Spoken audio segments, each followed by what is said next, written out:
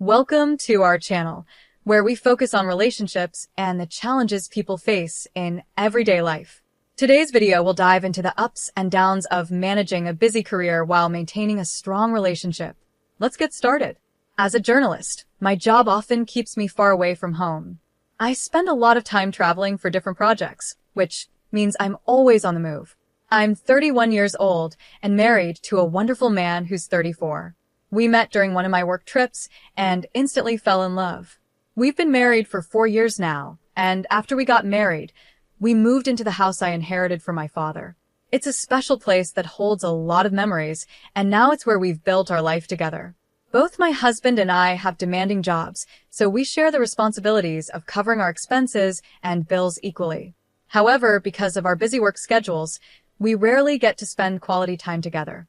We're often away from home for long hours, and by the time we get back, we're too tired to truly connect. This has led to some arguments here and there, mostly because we feel like we're missing out on being together. But over time, we've managed to resolve these disagreements, so there haven't been any major issues in our marriage. For a while now, we've been planning a much-needed trip to reconnect and unwind. Unfortunately, our busy schedules kept getting in the way, especially because my work was really hectic. I had to move from one city to another for various assignments, so our road trip plans kept being pushed back. We had this idea in mind to take a road trip to a distant city, stay at a nice hotel, and then return home after 3 days. We promised each other that the moment we found a little free time, we would finally go on this trip. We even saved up some extra money so that we could treat ourselves to a stay at a 5-star luxury hotel and enjoy fancy dinners. Finally, the moment came. I got an opportunity to return to my hometown for work, and I managed to apply for a 4-day holiday. I was thrilled. I packed all the essentials, and my husband and I set off on the road trip we had been eagerly waiting for. The excitement was real as we started our journey. We took turns driving, played our favorite songs, and spent the drive laughing and talking about everything under the sun. It felt like we were finally able to let go of all the stress and enjoy each other's company. It was one of those moments that made me feel like life couldn't get any better. After a long drive, we finally reached our destination and checked into the hotel. Luckily, we had booked our room online in advance, so everything was ready when we arrived. We were both so excited to spend this time together and create new memories, not knowing what surprises life had in store for us. We arrived at our hotel room, feeling exhausted from the long journey, but excited for the time we were finally going to spend together. After freshening up, we got dressed and decided to head down to the hotel's restaurant for dinner. The atmosphere was perfect, and we were both in great spirits. As we sat there, enjoying our meal, we talked about all the lovely memories we had shared over the years. It felt like everything was falling into place, and the evening was blissful. We were both so happy to be there, just the two of us, away from all the stress of daily life. Once dinner was over, we were too tired to do much else, so we headed back to our room and went straight to bed. I remember thinking how perfect the day had been as I drifted off to sleep, grateful for this rare moment of peace. The next morning, when I woke up, something felt off. I reached out to the side of the bed where my husband had been sleeping, but he wasn't there. At first, I thought he might have gone to the bathroom, so I waited for him to come back. But after a while, it felt like he was taking far too long. I started to worry, so I got up and knocked on the bathroom door. There was no response. My heart started to race, and I felt a knot forming in my stomach. I slowly turned the knob and opened the door, but to my shock, the bathroom was empty. My husband wasn't there. Panic started to set in as I quickly got dressed and rushed out of the room to look for him. I tried calling his phone, but the call wouldn't go through. His number was unreachable. My mind began racing with all kinds of terrible thoughts. Where could he have gone? Why wasn't he answering? I was so scared that I started asking random people in the hotel if they had seen him. I even checked with the front desk, hoping he might have gone out for a quick errand, but no one had any information. Growing more anxious by the minute, I ran to check the rental car we had parked outside the hotel. To my horror, the car was gone. My mind was spinning. Did he leave without telling me? What was happening? I thought maybe it was best to wait in the room, thinking he might return soon, but I couldn't calm myself down. The anxiety was eating me up inside, so I decided to leave the hotel and continue looking for him. With very little cash on me and no idea where to go, I somehow managed to find a way to get back home, hoping I would find answers there. When I finally reached home, I noticed that the door was already unlocked. My heart was pounding in my chest as I cautiously stepped inside, not knowing what to expect. As I entered the house, I saw my husband lying on the floor, crying and struggling to breathe. Around him, there were broken photo frames and shattered flower vases scattered all over the floor. The sight was so chaotic and confusing that I didn't know what to think. Seeing me, my husband slowly got up, his face filled with pain. Through his sobs, he said, "She's ruined me. She's left me with nothing." I was completely taken aback. I had no idea who he was talking about, so I asked him, "Who are you talking about?" In a wave of emotion, he finally confessed that he had been seeing another woman, someone he had met at a nearby college. He admitted that he had been in love with her for over a year and had been secretly seeing her behind my back. His words hit me like a ton of bricks. I felt my entire world collapse around me. My head was spinning, and I couldn't bear to listen to any more. I left the house immediately, feeling utterly shattered and betrayed. Since that moment, I've been staying at a friend's place, unable to face my husband after everything that has happened. When I finally collected myself enough to confront him, he had the nerve to blame me for his affair. He said that I was never there for him, that I was too absorbed in my work to notice he needed someone by his side. He claimed I was too focused on my career, saying I had no real value for our relationship. Hearing those words only made the betrayal cut deeper. How could he say that? How could he blame me for his own choices?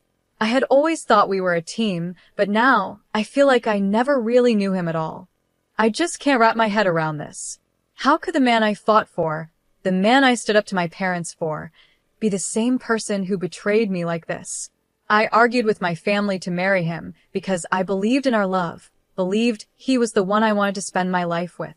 Every part of my life revolved around him. I cared about him so deeply and put my whole heart into making our relationship work. While I was giving everything to our marriage, he was off with someone else, someone much younger, being intimate with her while I was completely unaware.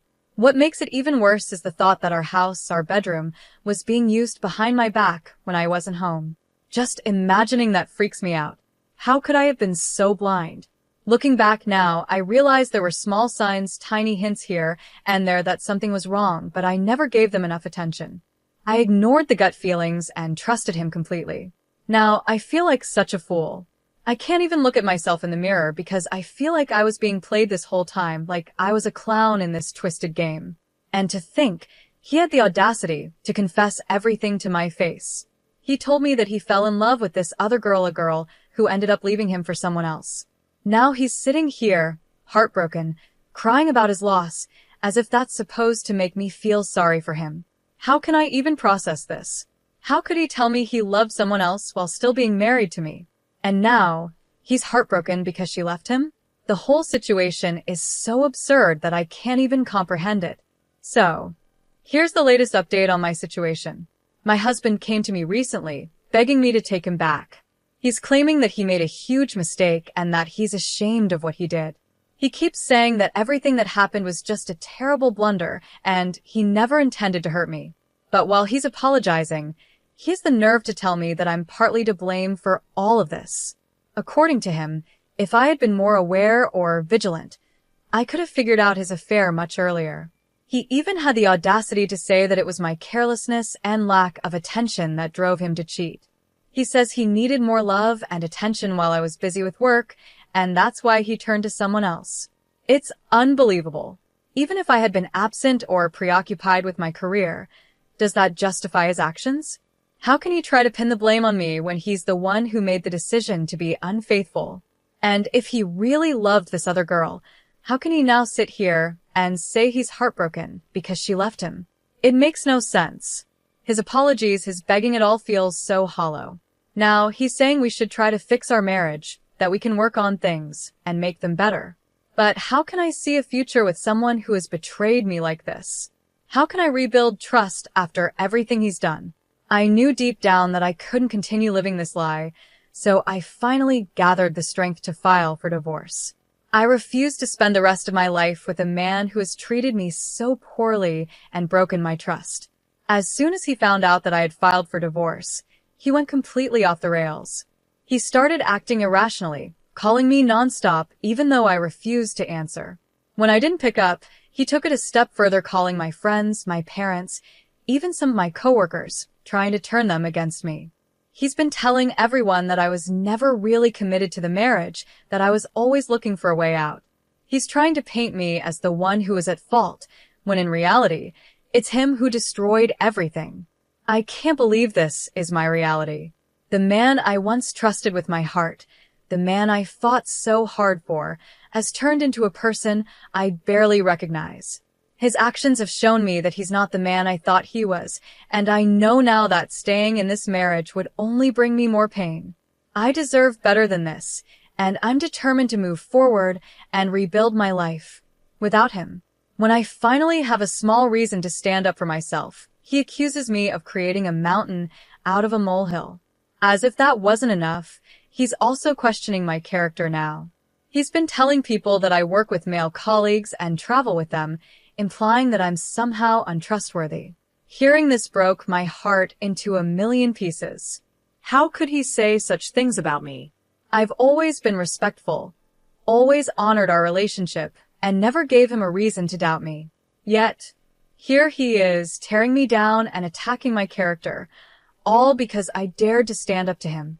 I can't believe this is the same man I fell in love with, the man I fought so hard to marry.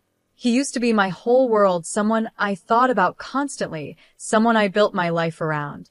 But now, it feels like he's become a stranger. How could he stoop so low as to insult me like this? He doesn't even think before speaking these hurtful things. To make matters worse, my parents called me, asking me to reconsider my decision to divorce him. They believe that, in every way, we are perfect for each other, and that I should give him another chance. They're worried about what my life will look like after the divorce. They think I'll be the one to suffer while he moves on and finds another woman, just like he did before. But the truth is, I don't care anymore. He could find himself 3 new women, for all I care, and it wouldn't make a difference to me. There's no room for him in my life anymore. I don't understand why my parents want me to stay stuck in this toxic situation with a man who has proven himself to be immature and unfaithful. I'm a well-established woman. I have a good job, a stable income, and I own my house. Why should I compromise and give him another chance after everything he's done? Did he stop to think about our marriage when he was involved with that younger girl, someone who clearly didn't care about him or our relationship? Of course not. So, why should I be expected to overlook it now? My friend supports me completely and has told me she will stand by me no matter what decision I make. Her support means everything to me, and it helps remind me that I deserve better. As for the house, I'm the one who owns it, and I've decided I'm going to kick him out. He doesn't deserve to stay here, not after everything he's done. I think that's part of his problem, too. He knows he'll be homeless unless he moves back in with his parents, and that thought probably terrifies him. But that's not my concern. He made his choices, and now he has to deal with the consequences. My husband is nothing but a selfish, ungrateful man. He had a loving wife who built a career, owned a home, and worked hard to keep the marriage alive, yet he still betrayed me. Just because I was busy with work and away for some time, that didn't give him the right to do whatever he wanted behind my back. It doesn't excuse his behavior, and he knows that. Even now, after everything, he still isn't truly ashamed of what he's done. He's still asking for reconciliation, as if things can go back to the way they were. But he never stops blaming me, saying I should have known what was happening. How could I have known? I trusted him completely, and he took advantage of that trust. Looking back, I feel sorry for myself. During that road trip, I honestly thought everything was perfect. I thought we were finally getting back to a good place in our marriage. Little did I know, my husband had already broken our vows long before that trip, and all my efforts to make things right were wasted on someone who didn't deserve them. Now I see things clearly. There's no going back. I'm moving forward with my life, leaving him and all his lies behind. And though the road ahead might be uncertain, I know I'm doing the right thing. I deserve better than this, and I'm not going to settle for anything less. I'm honestly relieved that everything has finally been uncovered in such a dramatic way. Now, she can stand up for herself and make decisions without living in the dark anymore. The real issue here is clearly her husband. He's the one who caused all this pain, yet I can't understand why her parents are pressuring her to go back to him. Why would they want her to return to a life filled with lies and betrayal? This is a time when they should be standing by her side, offering support and understanding. She's going through one of the hardest moments of her life, feeling shattered and broken, and instead of helping her, they choose to back her husband, who clearly doesn't deserve their support. It's heartbreaking to see that her parents are pushing her toward a future that's filled with darkness, all because they believe she should stay married.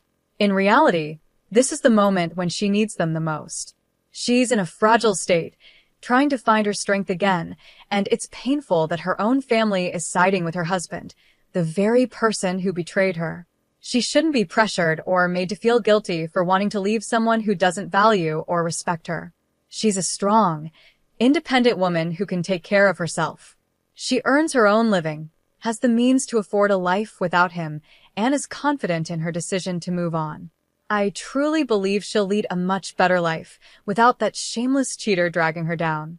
I admire her for her courage in choosing to walk away, despite the pressure from her parents.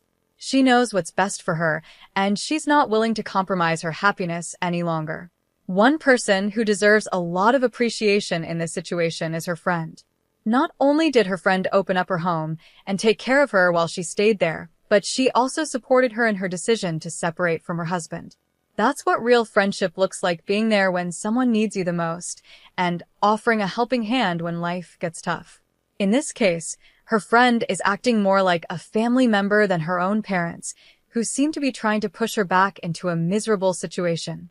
Meanwhile, her family, instead of offering love and support, seems determined to push her into a hellhole by making her go back to her cheating husband. It's shocking that her friend is the one acting with more care and compassion, while her parents seem to be blinded by their desire to see her stay in a marriage that's clearly broken. Sometimes, friends can feel more like family than your own relatives, and this is one of those moments. Switching gears to a different issue, I've been dealing with a problem at home that's been bothering me for a while now. Ever since our daughter was born, my wife has developed this unhealthy habit of buying way too many clothes and toys for her. Our daughter is only 5 months old, yet my wife is already buying clothes for her that go up to 2-year-old. As a stay-at-home dad, I'm the one doing most of the baby-related work, so I know firsthand that we don't even change our daughter that often during the day. She barely wears half of the clothes my wife buys for her, and I honestly don't see the need to keep hoarding all these outfits that we won't use. Instead of spending money on things our daughter doesn't need right now, I think that money could be used for more important things, like saving for her future preschool fees or even just adding to our savings for emergencies. The problem is, my wife doesn't seem to see it the same way. After she finishes work and helps with the house chores, she goes straight to her phone and starts browsing online, especially on Amazon. She orders these baby clothes in bulk without a second thought, and she doesn't even talk to me about it. Some of the clothes she buys are from high-end brands, which we don't need, and I've been too afraid to let our daughter wear them in case she stains or ruins them. It's frustrating because, at the end of the day, our daughter is going to grow out of these clothes within the year, and all that money is being wasted. It's not like these outfits can be repurposed or used for long, so what's the point? I decided to take matters into my own hands and gave away some of the clothes designed for ages 8 months and above. I passed a few along to my sister, who also has a baby girl, and donated the rest to a local charity that helps single mothers. I feel like it was the right decision. Our daughter already has more than enough clothes to last her a year, and we don't need any more. It's hard to understand why my wife feels the need to keep buying more when we already have plenty. At this point, it's better to put that money towards something that will actually benefit our daughter in the long run, like her education or savings for her future. But for now, at least I've cleared some space and helped others in need with the clothes that we won't be using. I wasn't planning to tell my wife about what I had done until things took an unexpected turn at a recent family gathering. My sister was there with her little girl, and as fate would have it, my niece was wearing some of the very clothes my wife had bought for our daughter. When my wife noticed, She immediately confronted my sister and found out the truth that I had given those clothes away. My wife was furious when she realized what had happened. Looking back, I can understand why she was upset. Maybe I'm the one to blame here. I should have asked for her permission before giving the clothes away, or, at the very least, I could have tried to resell them to get some money back. But deep down, I knew she wouldn't agree with that idea. That's why I felt like I had no choice but to make a tough decision on my own. From my point of view, those clothes were better off with someone who actually needed them. Our daughter already had more clothes than she could wear, and there was no point in keeping more that she'd likely outgrow before getting a chance to wear them.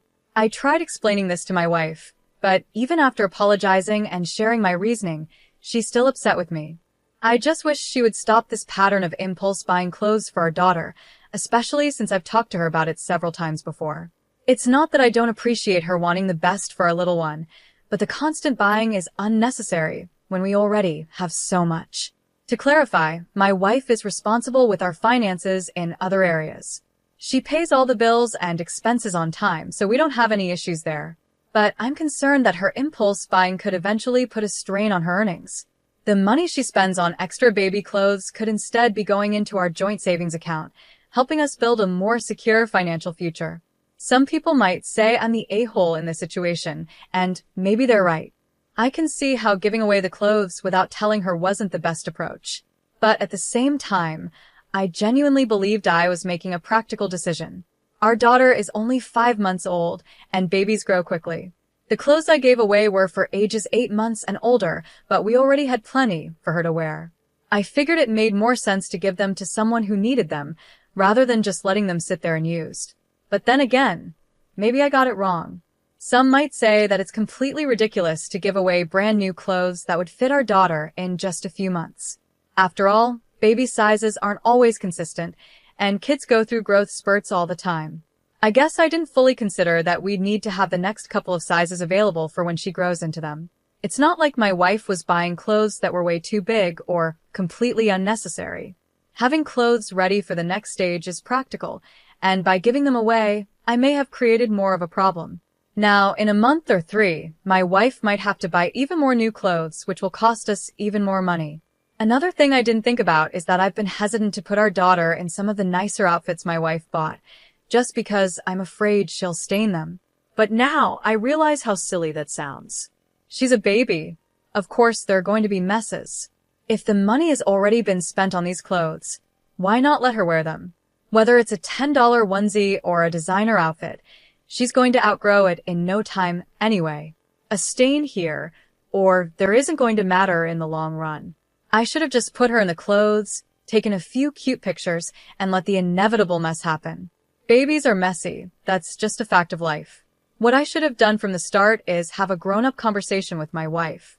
We could have talked about setting a budget for baby clothes and discussed whether buying high-end brands was really worth it.